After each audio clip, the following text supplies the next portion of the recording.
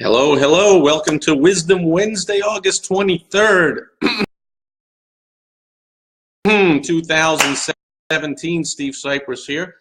Take a little drink of my water.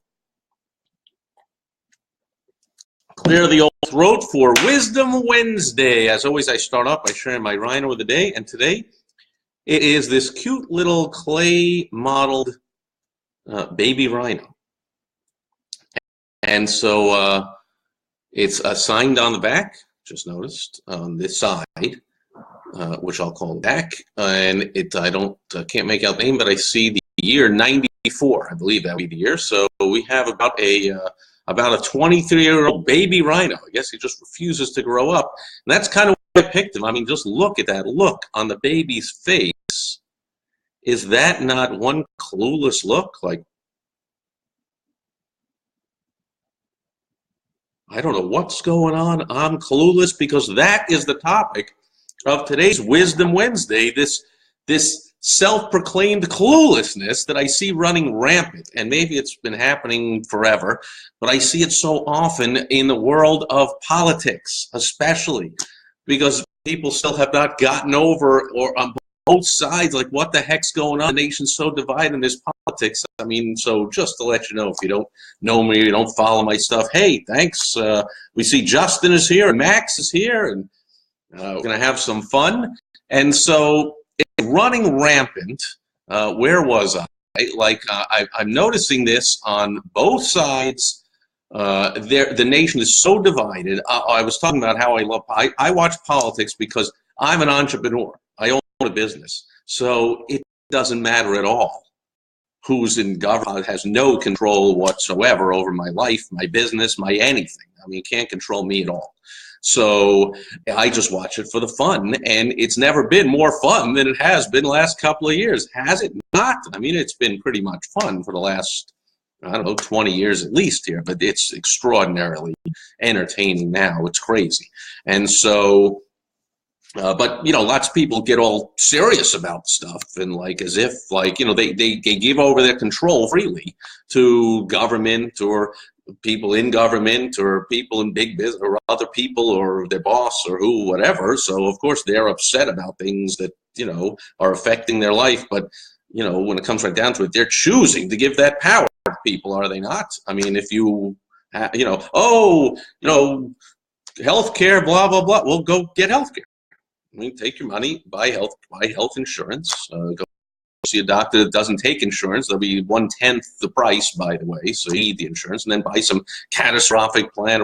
Oh, but no, oh, or I can't find a job. I have to sit on Wall Street and demand somebody give me a job. Like, you know, go do something. Anyway, not the topic for today. The topic is this comment that I see all the time. People freely admit, as if something positive, and they'll say, gee, I don't understand why they did that, or I don't understand why he did that. I understand when she does that, or I understand why, you know.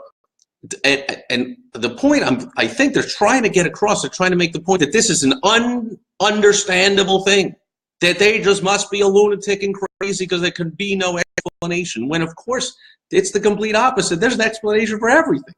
So all they're really doing is admitting for some reason, publicly, often I see it, like, I'm either too intellectually lazy to find out the actual reason for it, or I'm dishonest. I actually do know the reason. I'm just saying it for some kind of effect and admitting, thinking it's a positive, like, I don't understand why they do that. So here's what I saw that. This morning, I saw on Facebook, I checked in the morning, and somebody had posted on there a video of an interview that some political expert, consultant, strategist, whatever they called him, who actually had worked on one of the campaigns lists. He actually said he worked on the Hillary Clinton campaign. And so I know it was a recent interview because they were talking about this heinously ridiculous, you know, KKK Nazi losers against the Antifa, whatever they call themselves, losers thing that happened in Virginia last week. So I know it's sometime in the past week, this interview, fairly recent.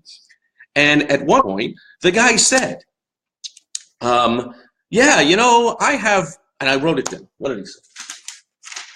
I had to replay. I was like, did he really just say that? He said, this is a political strategist, consultant, whatever he calls him, gets paid to advise people on politics. It's a business to know human behavioral psychology, why people vote for one candidate versus another, why they do stuff, right? But he freely admits, this is on national TV. He came on one of these cable TV talk show, political shows or whatever, and he freely admit, he said, I have family members and friends who voted for Donald Trump, and I'll never understand why.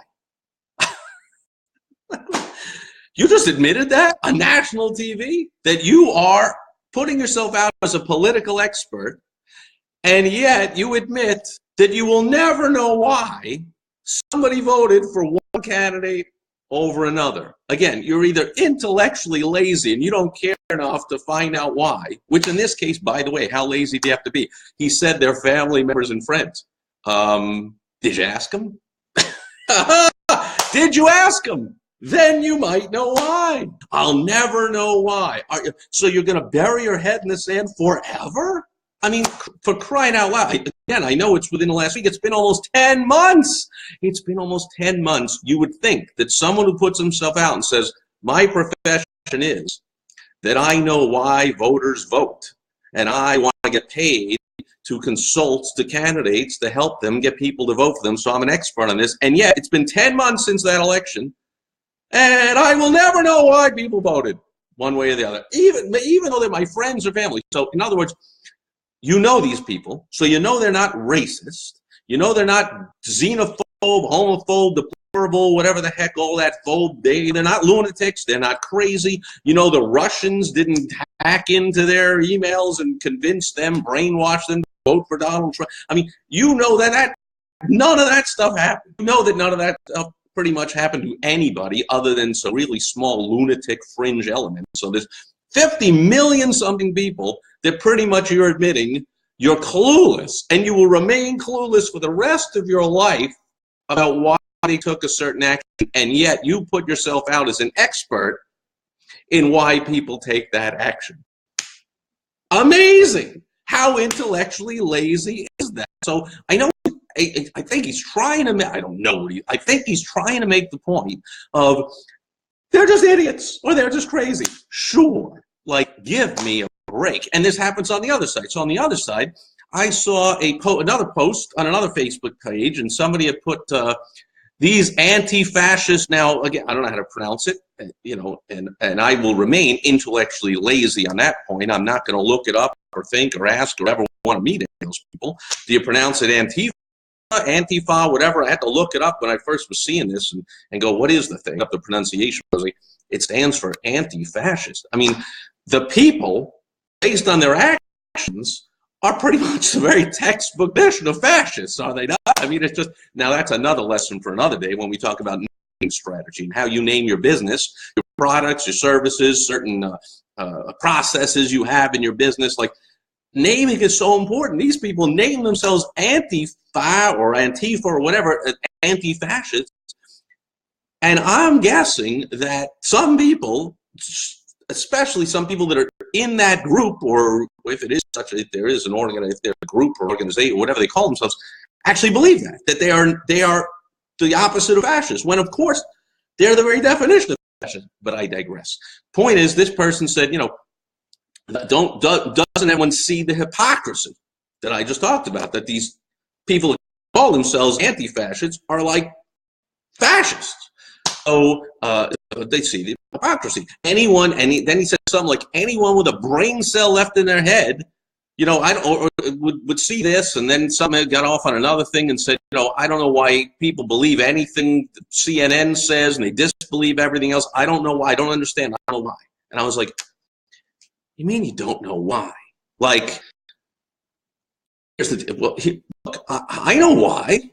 Why do people that watch CNN tend to believe what people say on CNN? And since this is a TV station and not many people do what, like, you see on TV, the politicians have 5 TVs going at once. People usually have one device going at one time, and so if they're watching that one, they're not watching other ones. And so they like confirmation bias comes into play. Look that up. I'm not going to get into it, but they will continue to watch what they like and what affirms their beliefs. And so people who will watch one channel, any one channel, over and over to the exclusion of others, will of course tend to believe the people and trust the anchors and the guests and whoever's on, the expert, that the people at that channel says are the experts. Now notice that a left-leaning channel will bring on all the experts to say Donald Trump is crazy, a lunatic, and he's unfit, and the Russians fixed the election. Ooh-ha, he's illegitimate, whatever. And the right, whether it's radio, TV, whatever, they'll come on and they'll go,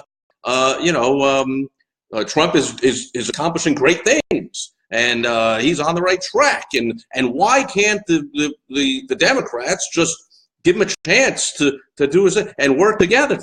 Why not? Why can't they? Because they don't like what the Republicans and Donald Trump want to do. That's why they won't work together. I mean, come on now. It's all fairly easily figurable out, if that's a word, isn't it? I mean, here's the deal, bottom line, and we'll finish with this. And then I'll go to questions if there are any. Mike Putnam is here, Leslie, Coach, seeing you. So here's the deal.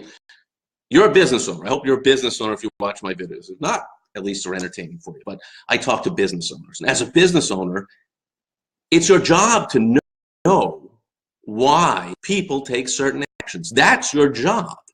So I hear it a lot from business owners, the same intellectual laziness when I ask them, they'll tell me they have a problem. People aren't buying my stuff. I don't know why. And again, they're trying to make the point as if they're idiots. I don't know why. And I just go, why don't you know why? It's your job to know why. Did you ask them? Well, no, they just didn't buy. Do you have their phone number? Do you have their email? When you're in a sales conversation and somebody says, yeah, no, that's it, not going to buy. A great salesman, great sales presentation. I see Mike from my door-to-door sales days. I mean, I love that one.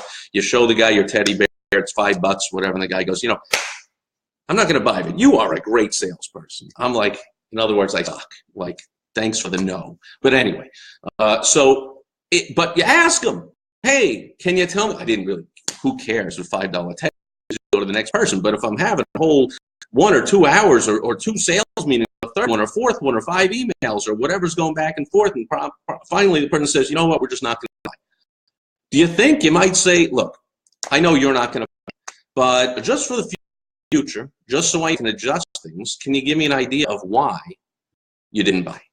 Can you do that? Can you ask people so you don't have to be this intellectually lazy and failure in this way, at least, if not your entire business? You're failing when you don't know why you're chosen who, your target market, your customer, your client, your patient, your prospects, why whoever you want to have conversations with, to attempt to work with them and engage them into buying whatever you're selling. It behooves you to know why they didn't buy or why they left. That guy was a customer for years and haven't seen him in a while, and I don't know why. Like, it's your job to know why. If you don't know why that person left, then you can't make adjustments necessary so it doesn't happen again. If you don't know why somebody didn't buy, how are you going to make you're going to make adjustments based on what? Either your pants, your butt, whatever you feel. I mean, I should say that seems to be the style of like a president, so maybe that's a good thing. So what am I talking about?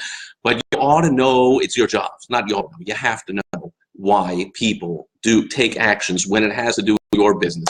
Just the way this strategist, expert, something political, whatever, comes on TV and freely admits, oh, people, my family and friends voted for Trump, and I'll never know why. Come on now. I'm like, now, I don't know if he's employed now because he just he might as well have just thrown his resume in the garbage forever, right? I mean, if you need to hire a political consultant, are you watching that going, I got to hire that guy? It's been 10 months since this event took place, and he's an expert, and 10 months later, he still has no clue what happened.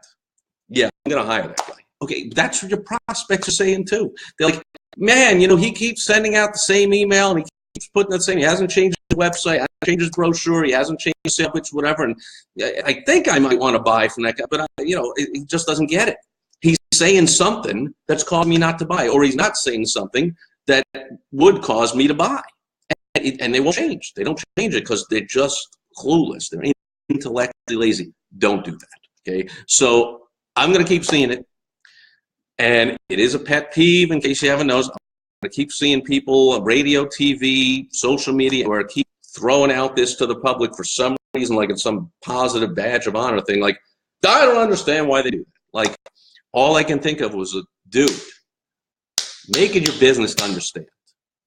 Go take a course in it. Human behavioral psychology. Read a book. Take a course. Study a little bit more. Open your mind and just say, it's possible there's a reason for that. And instead of freely admitting to the whole world, I don't understand it, it's okay to temporarily not understand it. Well, let me make a note to myself. I don't understand that. Look it up. Find out. Do some research. Do some homework. Call some people. Read some books. Contact people that have left your business and ask them why. If you call 10 of them, it's likely at least one of them, maybe the 9 are so disgruntled they never want to talk to you, but somebody's going to say, yeah, it's because you were doing this, and blah, blah, blah. Here, and by the way, one last point about politics, that you likely don't have it this easy in your business, but if you do, it's fantastic. But here's one big reason why people voted for Donald Trump. Just going to clue in the people that go, I don't know why, I'll never know why. Here's the deal. In the general election in America, we're always given only 2 choices. Now, for something that's really important decision, we have more choices. Like, you can walk in any supermarket and see 50 different kinds of potato chips and 80 different kinds of sodas, because those are life-changing important decisions. So we got to have lots of choices and get exactly what we want. But when it comes to president, like, 2 choices, that's it. And almost always they both absolutely suck. So I look at it as if you went into a dive bar. Say you walked into a really crappy dive bar full of the lowest life, low lifes in the world. And suddenly a fight breaks out between 2 of them. I mean, these 2 are 2 drunken, low life,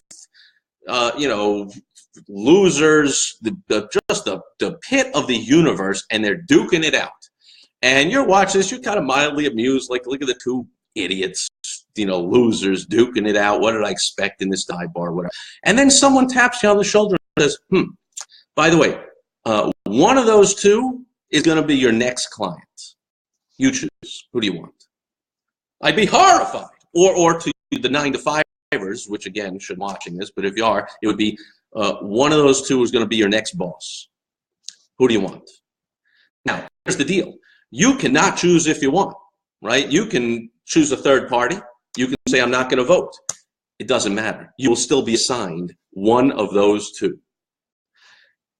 If that isn't a horrible thought, and yet that's what happens in this country every 4 years. We're given the 2 just unthinkable choices of who to choose, the next person to occupy the Oval Office and have scandal-ridden 4 years and lie about everything. And I can't even remember the last time we had even one decent candidate to choose from in a presidential final election. Like, it doesn't happen. I don't anticipate it happening next time or the next time. So I just watch, just like I'm watching a bar fight between 2 degenerates. Now, here's the deal.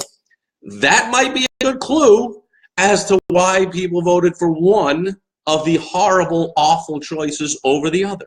Maybe they said that other choice is just so much more heinously awful. I mean, it had a lifetime crony, lifetime politician, criminal, self-serving, corrupt, to the max, versus someone who is also a ridiculous, brash character who has, doesn't even know what he's doing there or whatever. And he's cheated all kinds of people in business and sued them all and this and that. They're both so disgusting.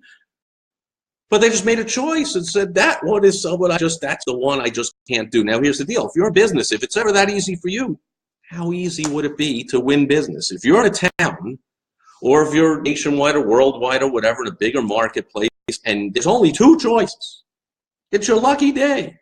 If you are a plumber, and wherever you live, there's only one other plumber within 50 miles of everyone in your town, it's your lucky day. You don't have to be good.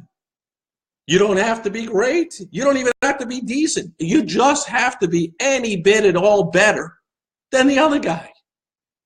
That's how we have our president now. That's how he won.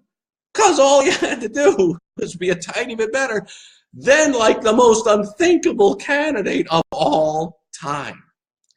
Anyway, getting off on another tangent, but we're having some fun on Wisdom Wednesday. I don't want to see any more from business owners of saying, I don't understand why that's happening. Okay? Direct response marketing, I say this a lot. You got to know. Direct response marketing comes down to only two things. Two and only two things you got to get really good at. Business math and human behavioral psychology. That's it. Math, psychology. That's it. This would be psychology. Freely claiming and admitting, I don't know why a certain person acted a certain way. Well, find out why. Study it. At least come up with some choices so you don't have to say, I have no idea why. I'll never understand it. Say, it could be because of A, B, or C. There. Isn't that better than saying, I have no idea why. I don't understand it at all. You can't do that, especially if you're in business. You can do that in politics. You can do it in sports. You can do that in lots of other things. You can even do it in your personal relationships or whatever you want to do. Men are famous for that. Like, oh, I can never understand women. They're just not understandable. I can't understand. Like, people love doing this stuff. You can't do it in business. Period. End of story. Can't do it. That's it for Wisdom Wednesday. Thanks, everyone, for being here. I don't see any questions, comments, concerns. Probably a lot of laughing going on the other end of this thing. Max is posting a long comment. I'm going to check this out and read it from my old buddy Max. I love it. I got to put on my glasses for this. What do you got, Max? One of my favorite people ever. The lack of a personal touch is a big part of the reason. You hit the nail on the head. Thank you. When you said pick up a phone, give that person a call, and ask them why the generation we're currently in lack the one-on-one personal skills. See more. Wow, thank you, Max. This is great. It's all about, yeah, I agree. It's all about texting and emails, impersonal crap. Don't do that. Even though the commodities business, Max is a superhero in the commodities business on Wall Street, New York. Even though the commodities business I have been in all my adult life has gone electronic, I make sure to have even brief conversations with and it will not let me scroll down the page. For crying out loud, are you kidding me?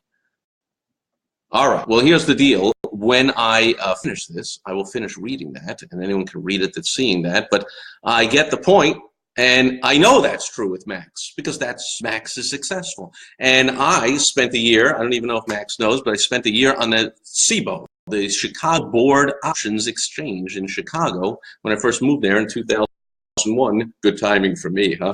In April 2001, I first got into the financial industry of trading, and we all know what happened. Like 7 months later, and by the end of the year, it was gone. Oh, thanks. See, now, Max, that was really cool. I don't know if you know that that's what you did. You posted another comment that shoots this one up, and I can read it. And Max says, I make sure to have even brief conversations with my remaining clients on a fairly regular basis. I'm having trouble reading it. For this reason alone, I believe I outlasted 99% of the rest of the brokers in my field. I believe that is absolutely true. And Max, you experienced that with my very first multi-million-dollar business that I had. Everyone that answered the ad, including you and everybody else for years in that business, called a toll-free number, and I personally answered. The inventor of the game, president of the company, I answered the phone. They called me and said, I'm putting in my lineup, and I make this trade, and what do you think of that? What do you think about the guy in double A ball on the Cardinals, the second baseman? I was like, yeah, I read about that guy, boom, bang. I made sure to have a personal connection with. I didn't have to say, oh, I don't know why they left. Pick up the phone. Get to know people. Okay, it's who you know. Business is all about relationships. And another one, I can see this one. Thank you, Max. I make sure to have even, oh, he wrote it again so I could see it. Thank you very much. So there you go, folks. Don't listen to me. Don't take it from me if you don't want to. There's Max, super successful in business in New York City on Wall Street. What pretty much the most competitive place in the world to be successful. And he's been doing it for, holy cramoly, how many years, Max? Like, it's over 30 years for sure. Crap, it's clearly over 30 years, probably over 35 years. And I know, Max, and I've been to Max, been to your house, And I've met some of your clients and your friends, and I know that everyone has the highest respect for you as a person. And it doesn't matter that the exchange and the trading all went electronic. You're Max. Everyone knows you. Everyone loves you. 37 years, okay? How could you tell how many people have come and gone in your exact position in your place those 37 years back? 17 bazillion, okay? Max knows what he's talking about. Trying to help you out here, folks, okay? Stop with the I don't know why people did stuff. Get to know them. And even better, I'll give an advanced tip here at the end. I'll just throw it in. Even better than waiting till they leave and then asking, because that's good, and then ask them why'd you leave so you can fix it for the next guy. How about getting to know them really well and let them know you can call me anytime with any problems, any concerns, whatever, so they don't leave in the first place? Oh, that's an advanced tip. What do you know? Who knows? That could actually be a good thing, couldn't it? All right, folks, I really enjoyed it here on Wisdom Wednesday. Thank you, Max. Thanks, everybody else, for being here, for your comments, likes, and anything else. And I will be back tomorrow on Throwback Thursday, where I will reach into the archives and pick something out that reminds me of something, and I'll share something from back in either recent or way back in my history or way back in all the history or whatever, and I'll share a business lesson from that, and I hope you'll join me again tomorrow. Thanks, everyone, for being here today. We are over, out, bye-bye.